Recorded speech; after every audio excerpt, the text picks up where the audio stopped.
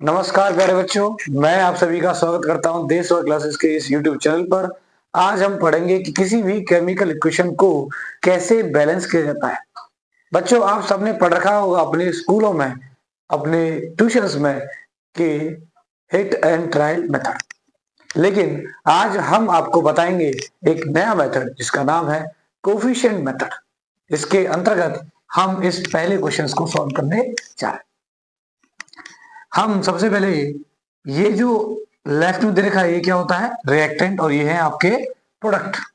तो reactant side से हम कोफिशिएंट मेथड में हम यहां इसके फ्रंट पर ए लगाएंगे, इसके फ्रंट पर हम बी लगाएंगे, इसके फ्रंट पर हम सी लगाएंगे और इसके फ्रंट पर हम डी लगाएंगे।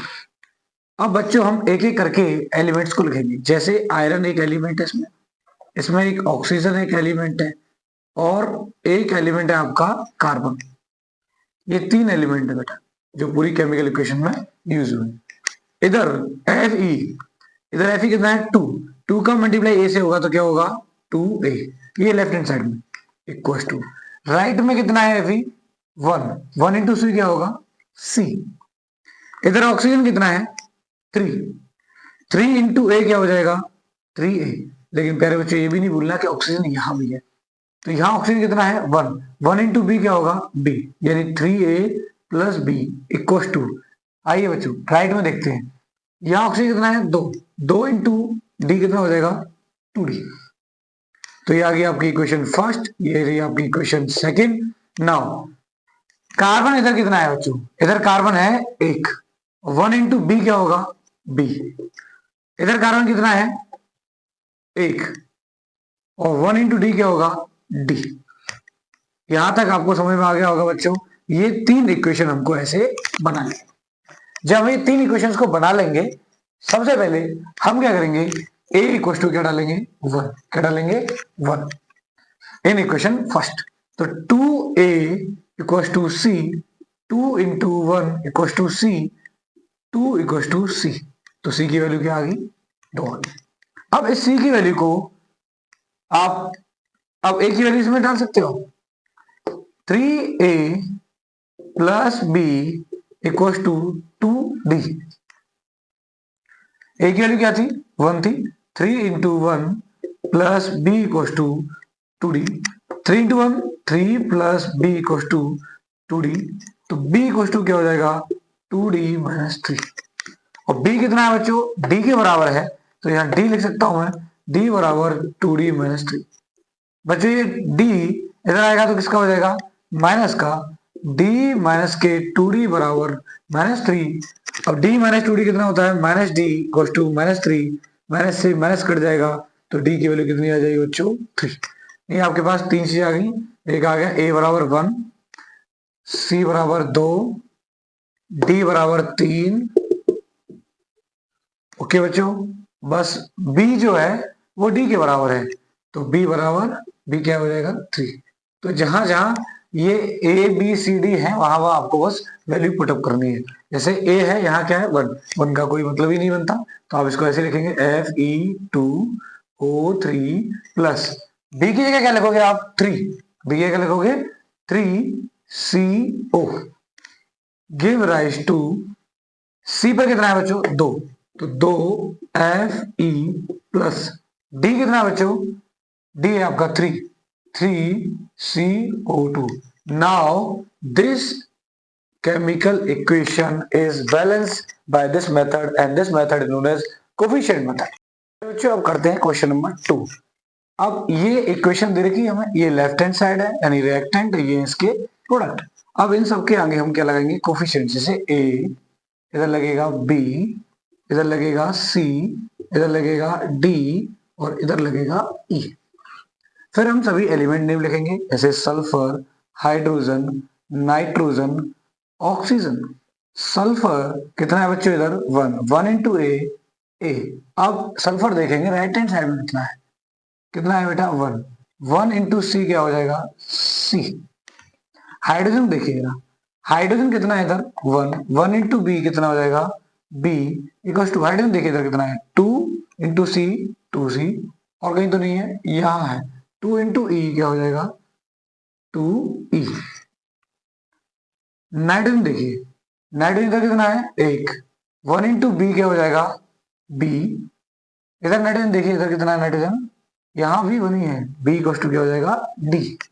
ऑक्सीजन देखिए, ऑक्सीजन इधर कितना है 3, 3 इंटू बी क्या हो जाएगा 3b, 3 इंटू बी क्या हो जाएगा 3b इक्वल टू, यहाँ ऑक्सीजन कितना है 4, 4 इंटू सी 4c प्लस ऑक्सीजन कितना है 2, 2 इंटू डी 2d प्लस यहाँ 1 है, 1 इंटू ई क्या हो जाएगा, ये हो जाएगा ई, क्या हो जाएगा ई।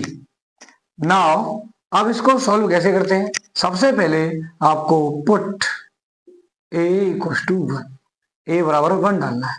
ये 4 इक्वेशन आई है, फर्स्ट, सेकंड, थर्ड और ये फोर्थ, ये 4 इक्वेशन आई है। सबसे पहले पहली इक्वेशन में हम a इक्वल टू 1 डालेंगे, a इक्वल टू 1 डालेंगे तो c बराबर कितना हो जाएगा 1, c कितना आ गया 1 आ गया। अब c की वैल्यू आप इन तीनों में से किसी में भी डाल दीजिए, मान लीजिए आप दूसरे में डालते हैं तो b equal to 2c plus 2e, तो b इक्वल टू क्या हो जाएगा 2 into 1 plus 2e, b equal to क्या हो जाएगा 2 प्लस 2e, तो ये b की वैल्यू आ गई आपके पास 2 प्लस 2e। अब जो b है वो d के बराबर है, यानी जो b की वैल्यू होगी वो सेम वैल्यू किसकी होगी d की भी होगी। आइए फिर बच्चों इससे सॉल्व करते हैं, 3b equal to 4c plus 2d plus e। जैसा कि मैंने पहले कहा था जो b की वैल्यू है एक्चुअल में d की भी वैल्यू कितनी है सेम ही है, तो 3b इक्वल टू क्या हो जाएगा 4c plus 2d plus e। 3b, b की वैल्यू कितनी है 2 प्लस 2e, तो 3 2 plus 2e equal to 4, c की वैल्यू क्या है 1, 4 इंटू 1 प्लस 2, d की वैल्यू क्या है वो है आपकी 2 प्लस 2e प्लस e, फिर आखिरी e बचा था। 3 टू जा 6 प्लस 3 टू जा 6e equal to 4 plus 4 into 1 4 plus 2, 2 two जा 4, 2 टू जा 4 प्लस 2 टू जा 4e plus e। Now add this 4 और 4 8 plus 4e and e 5e, ये क्या हो जाएगा 5e और ये हो जाएगा आपका 6 प्लस 6e। नाउ नंबर एक साइड में ले जाएंगे और e को एक साइड में, 6e minus 5e equal to 8, ये प्लस का 6 से उधर जाएगा माइनस का, 6e माइनस 5e कितना होता है e इक्वल टू 8 माइनस 2 क्या हो जाएगा 8 माइनस 6 क्या हो जाएगा 2, यानी आपके पास a की वैल्यू क्या है 1, c की वैल्यू क्या आ चुकी है 1, e की वैल्यू क्या आ चुकी है 2। अब आपको किसकी वैल्यू निकालनी है, एक b और एक d की वैल्यू। आइए इसमें डाल के देखते हैं सेकंड वाली इक्वेशन में, इसको हम पुट इन इक्वेशन नंबर 2, ए की वैल्यू पुट करते हैं इक्वेशन नंबर 2। इक्वेशन नंबर 2 क्या है b equal to 2c plus 2e, इतनी थी, या फिर हमने पहले निकाल ली है b बराबर क्या था एक्चुअल में ये था 2 प्लस 2e, ये वाली। अब e की वैल्यू कितनी है 2, तो 2 प्लस 2 इंटू 2, 2 प्लस 2, 2 टू जा 4, 4 प्लस 2 कितना हो जाएगा 6, तो ये आ गया b की वैल्यू क्या आ गया आपके पास 6, जो b की वैल्यू होगी वो d की वैल्यू होगी, यानी b बराबर 6 एंड d बराबर भी क्या आ गया बच्चों 6। अब आप इस इक्वेशन में डाल सकते हो a इक्वल टू 1 यानी s प्लस b कितना है 6, तो आएगा 6HNO3 गिव राइज टू, अब सी के क्या डाल सकते हैं आप 1, तो जाएगा H2SO4 प्लस डी के क्या होगा 6, 6NO2 प्लस प्लस ई क्या है, ई कितना है 2, 2H2O। Now this equation is balanced by this method. अब क्वेश्चन नंबर 3 देखेंगे। यहाँ MnO2 रिएक्ट करेगा HCl के साथ तो बनाएगा MnCl2 plus H2O plus Cl2।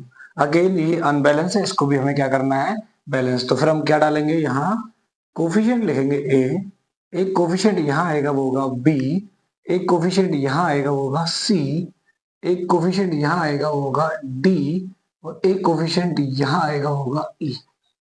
फिर हम क्या करेंगे, एलिमेंट्स नेम लिखेंगे MnOHCl। Mn इधर कितना है, एक है, तो A 1 इंटू ए, इधर Mn कितना है, एक है, A इक्वल टू C।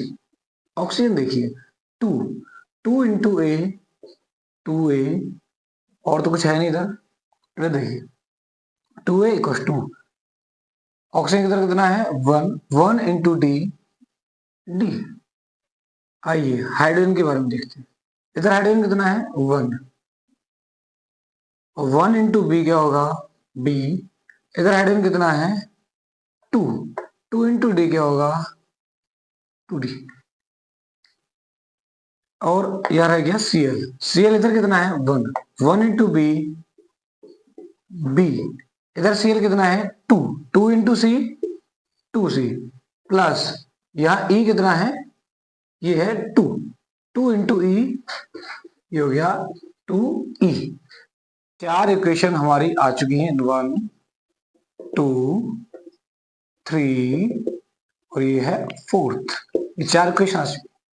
अब इनको सॉल्व कैसे करेंगे, सबसे पहले हम क्या करेंगे, a इक्वल टू 1। जैसे ही हम a इक्वल टू 1 करेंगे बच्चे, किस में करेंगे, इक्वेशन नंबर फर्स्ट में। तो a इक्वल टू क्या होता है c, अब a क्या है 1, 1 इंटू 1 इक्वल टू क्या हो जाएगा c, c की वैल्यू क्या हो जाएगी 1 हो जाएगी।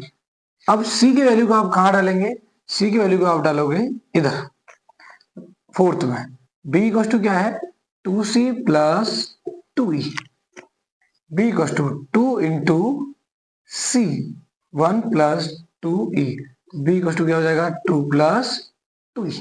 b की वैल्यू क्या आ गई 2 प्लस 2e। जो b की वैल्यू है वो एक्चुअल में d की 2 गुनी है, ठीक है। तो d की वैल्यू क्या हो जाएगी, हाफ हो जाएगी इसके।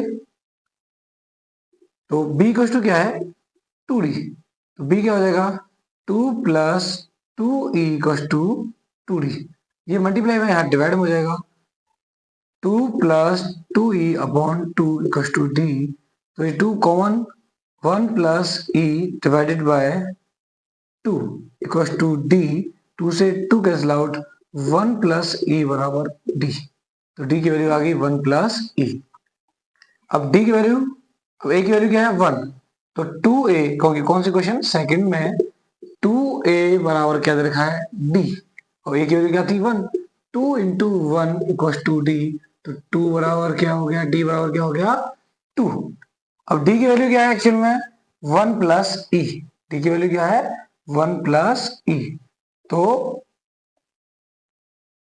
इस वाली इक्वेशन रख देंगे 1 plus e equal to d, और d की वैल्यू क्या है 2, तो 1 plus e equal to 2, e equal to 2 minus 1, e equal to क्या आ गया 1। अब e की वैल्यू 1 आ चुकी है, तो हम इसकी वैल्यू भी निकाल सकते हैं b की वैल्यू। तो b इक्वल टू क्या है 2 प्लस 2e, तो b इक्वल टू हो जाएगा 2 plus 2 into 1, b equal to हो जाएगा 2 प्लस 2, b इक्वल टू हो जाएगा 4। b की वैल्यू क्या आ गई 4, यानी आपके पास बहुत सारी वैल्यू आई है। कौन सी, पहले देखिए a बराबर क्या है 1, b बराबर क्या आया है, b बराबर आया है 4, c बराबर क्या आया है, c बराबर आपके पास आया है, अभी हमने निकाला ही नहीं है, c बराबर निकालेंगे। d इक्वल टू कितना आया है, c बराबर 1 आया है, ये लिखा है इधर c equal to 1। d equal to कितना है, d इक्वल टू कितना है आपका 2, d इक्वल टू कितना है 2। तो a b c d और e बराबर क्या था 1, e बराबर क्या था 1। ये बस इन वैल्यूज को इसमें पुट कर दीजिए। m NO2 प्लस B की वैल्यू कितनी है 4 HCl give rise to C की वैल्यू क्या है 1, तो ये यही रहेगा MnCl2 प्लस D की वैल्यू क्या रहेगी 2 2H2O plus Cl2. Now this equation is balanced by coefficient method.